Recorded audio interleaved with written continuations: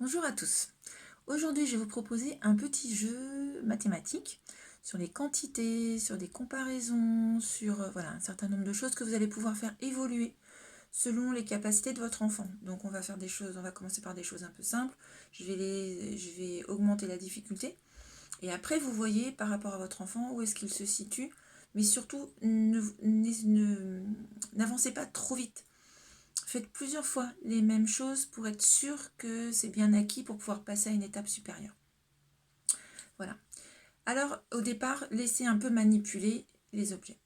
Je vous propose que, comme on a travaillé cette semaine sur Boucle d'Or et les 3 ours, Boucle d'Or est très très embêtée d'avoir quand même bu la soupe, abîmé la chaise, dormi dans le lit du petit ours. Donc elle veut se faire pardonner et elle veut faire un pot de cadeaux à chacun, un petit pot de confiture. Alors moi j'aurais pas de confiture donc c'est un petit peu compliqué, mais du coup on va remplir un pot pour chaque ours avec des petits objets pour leur faire un cadeau.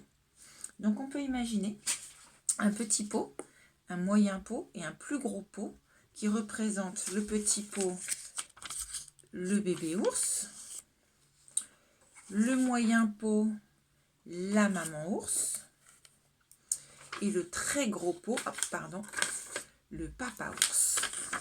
Voilà, donc j'ai mes 3 pots de confiture. Au début, vous pouvez laisser les enfants manipuler les pots, donc essayer de les ouvrir, les fermer, ce qui n'est pas forcément toujours très simple de trouver le bon sens du premier coup. Donc on va ouvrir nos 3 pots pour le bébé ours, la maman ours et le papa ours. Moi je vais ranger mes petits couvercles. J'ai trouvé des objets en grande quantité de couleurs à peu près identiques. Donc en fait j'ai pris des pions d'échiquier. Donc j'ai pris des pions noirs, j'ai pris les pions blancs et j'ai trouvé des Lego, une grande quantité de Lego bleu. Voilà, donc prenez des choses avec des couleurs différentes. Pour le début, c'est plus facile. Donc au départ, vos enfants, ils vont vouloir mettre dans les pots. Alors vous les laissez mettre dans les pots comme ils veulent. Éventuellement, vous pouvez leur donner la consigne de dire, ben voilà, moi je veux qu'il y ait des 3 couleurs dans chaque pot. Alors, mais par contre, je veux plus qu'il reste après deux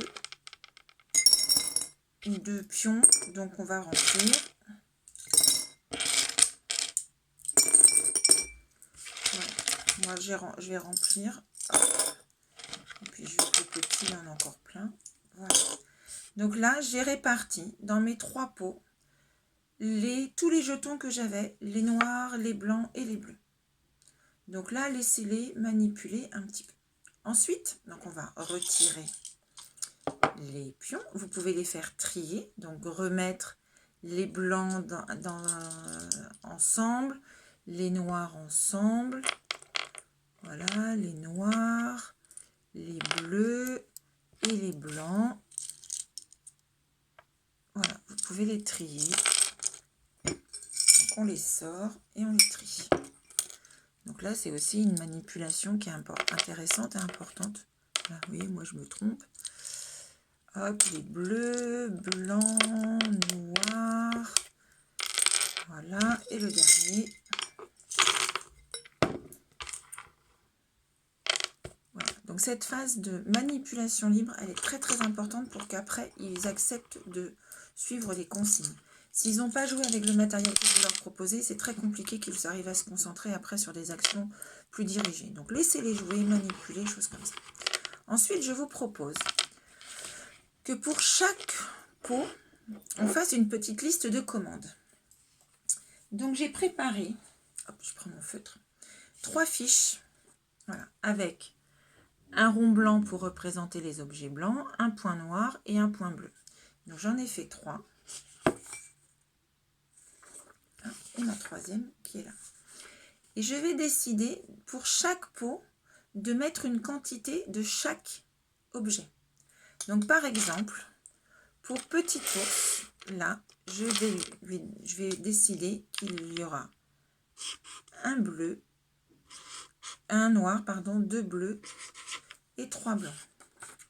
Donc je vais marquer là 1, 2 et 3 et je vais poser par exemple avec le pot de petit ours. Donc je veux devant le pot de petit ours, je peux lui mettre cette petite fiche là. Je vais faire la même chose avec maman ours. Donc maman ours, moi je veux qu'elle ait 3 bleus, 2 blancs et un noir. Voilà, donc je vais le poser. Et puis papa ours, je veux qu'il ait un blanc, 2 bleus, 2 noirs et 3 bleus par exemple. Voilà.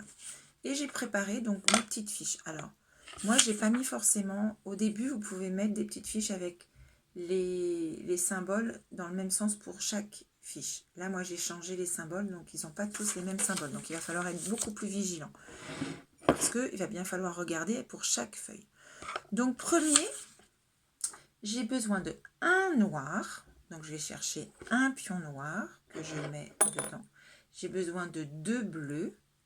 Donc 1, 2 et j'ai besoin de 3 blancs. 1, 2, 3. Pour maman ours, j'ai besoin de 3 bleus. 1, 2, 3. J'ai besoin de 2 blancs. 1, 2 et j'ai besoin de 1 noir. 1. Et pour papa ours, j'ai besoin de 1 blanc. J'ai besoin de 2 noirs. 1, 2 et j'ai besoin de 3 bleus.